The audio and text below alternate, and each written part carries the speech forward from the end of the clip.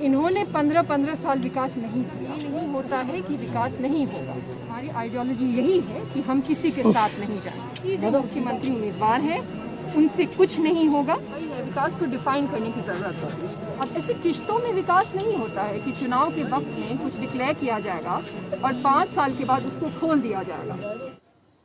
नमस्कार, मैं हूं आशीष कुमार झा और आप देख रहे हैं आवाज खबरों की। प्लूरल्स पार्टी के अध्यक्ष पुष्पम प्रिया चौधरी अभी दरभंगा दौरे पर हैं।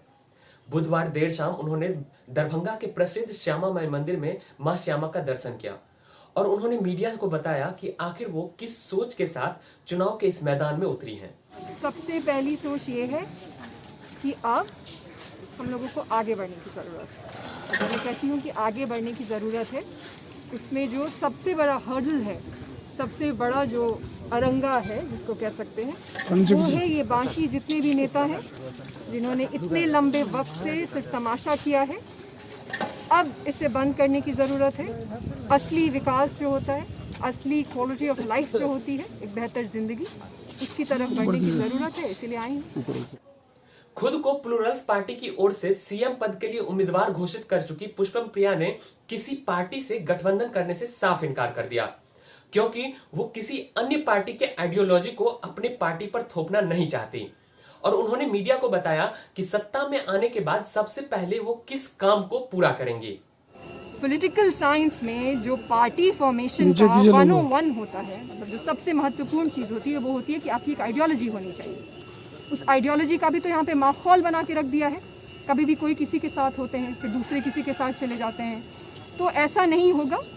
आइडियोलॉजीज बेस्ड पार्टीज होनी चाहिए। हमारी आइडियोलॉजी यही है कि हम किसी के साथ नहीं जाएं। देखिए, सारे 45 विभाग हैं सरकार में, ठीक है, 45 विभाग हैं, अभी हैं 45 विभाग। उन 45 विभाग को एक साथ अच्छे से काम करने की ज़रूरत होगी।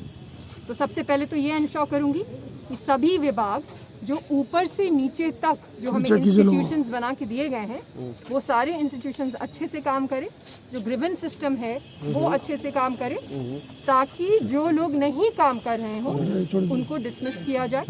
उसके अलावा जो एक्स्ट्रा, मतलब जो अलग से करने की ज़रूरत होगी, वो होगा कि रोज़गार जनरेट करने की ज़रूरत होगी, जो सबसे बड़ी यहाँ पे मांग है।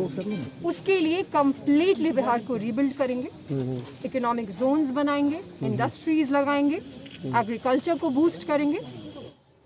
मीडिया ने जब एक सवाल किया कि आपके अनुसार पिछले 30 सालों में बिहार का विकास नहीं हो पाया और आप अगले 10 सालों में बिहार के विकास की बात करते हैं, तो ये कैसे हो पाएगा? 15-15 साल विकास नहीं हुआ, इसलिए यहाँ आने की ज़रूरत पड़ी। पहली तो वो बात है। और इन्होंने 15-15 साल विकास नहीं किया, इसका मतलब ये नहीं होता है कि विकास नहीं होगा। हमारे ही देश के बाकी सारे शहरों में तो विकास होता है। इनमें फिर से बोलूँगी, विकास करने की नीयत नहीं थी। क्योंकि एक चीज़ होती है जिसको कहते हैं प्रमाण, है ना। 15 साल पहले आपने क्या कह दिया और 30 साल पहले आपने क्या कह दिया, वो तो उसका फिर प्रमाण है जो 15 साल बाद और उनके लिए 30 साल बाद बोल रहा है। तो इनके सिर्फ कह देने से चीज़ें नहीं हुई हैं, अब चीज़ें होंगी। विकास करना आना भी चाहिए, विकास का मतलब भी पता होना चाहिए, सबसे बड़ी बात की नीयत भी होनी चाहिए, नैतिक भी होना चाहिए इंसान को। तो वो सारी चीज़ें ये नहीं थे, तो चीज़ें नहीं हुई, अब होंगी। भारतीय राजनीतिक परंपरा, जिसमें चुनाव से कुछ दिन पहले जनता के लिए काम करने की थ्योरी पर पुष्पम प्रिया ने तीखी टिप्पणी की और उन्होंने विकास कैसे किया जाता है इसे अपने तरीके से परिभाषित किया। विकास को डिफाइन करने की ज़रूरत होती है। जब आप ये कहते हैं एयरपोर्ट है, सबसे पहले तो मैं आपसे ये पूछूंगी कि आपकी जनसंख्या के कितने लोग हैं जो कि उस पर चढ़ पाएंगे। पहली तो ये बात होगी। दूसरी बात, ऐसे किश्तों में विकास नहीं होता है कि चुनाव के वक्त में कुछ डिक्लेयर किया जाएगा और 5 साल के बाद उसको खोल दिया जाएगा। विकास का मतलब ये होता है कि लोगों की ज़िंदगी का, लोगों का आय इतना बढ़ जाना चाहिए कि हर व्यक्ति फिर उस पर चढ़ सके। पहली बात तो ये है। दूसरी बात ये है कि केंद्र सरकार योजनाएं देती है, ऐसा नहीं है कि योजनाएं नहीं हैं। योजनाएं बहुत सारी हैं जो कागज़ पे हैं, बस दिक्कत ये है कि उनमें से किसी का भी कार्यान्वयन ठीक से हो ही नहीं रहा।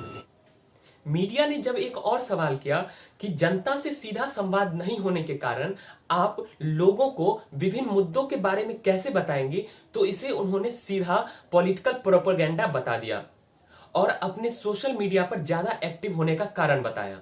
नहीं, ये बात जो आपने कही है वो बिल्कुल बेबुनियाद है।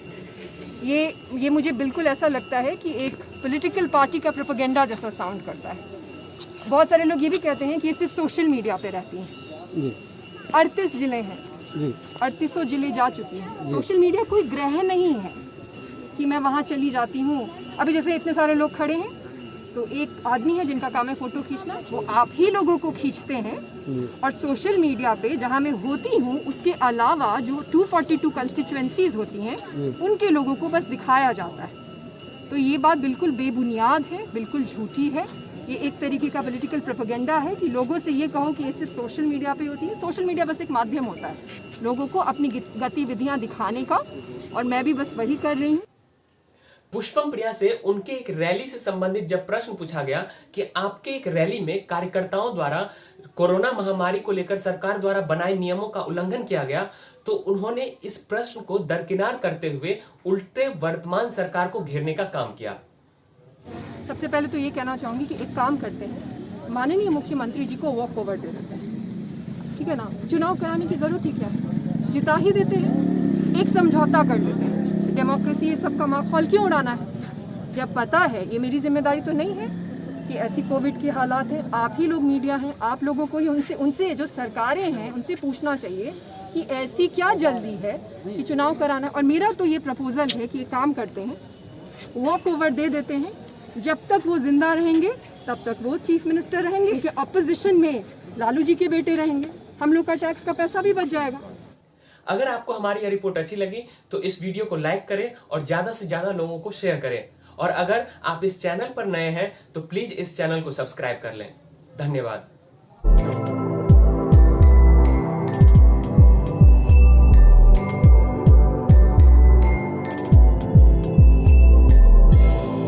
आवाज खबरों की।